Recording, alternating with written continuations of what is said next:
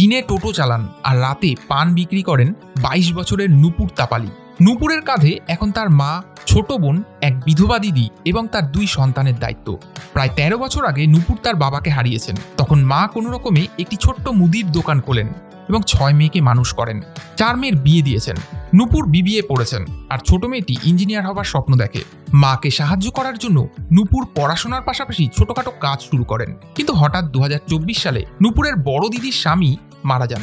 ২টি ছোট শিশুকে নিয়ে তিনি অসহায় হয়ে পড়েন। নূপুরের চোখের সামনে ১৩ বছর আগের সেই দুর্দিন আবার ভেসে ওঠে, যখন তার মা এভাবেই অসহায় হয়ে পড়েছিলেন। সঙ্গে সঙ্গে নূপুর দিদি ও বাচ্চাদের নিজের বাড়িতে নিয়ে আসেন। প্রায় ৪ মাস ধরে তিনি ভবিষ্যতের রাস্তা খুঁজতে থাকেন।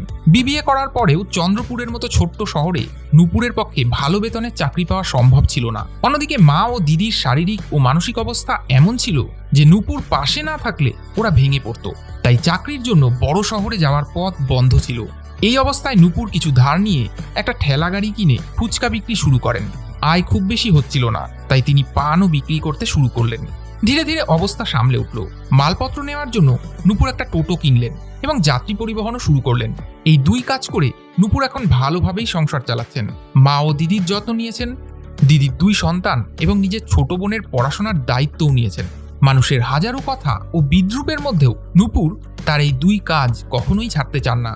কিন্তু কেন জিজ্ঞেস করলে নূপুর বলেন, मुझे दिखाना था बस, ये लड़कियां कुछ भी कर सकती है, पान बेच सकती है, रिक्शा चला सकती है, कुछ भी कर सकती है। সত্যি মেয়েরা সবকিছুই করতে পারে। নূপুর সেটা প্রমাণ করে অনুপ্রাণিত করছেন অসংখ্য মেয়েকে।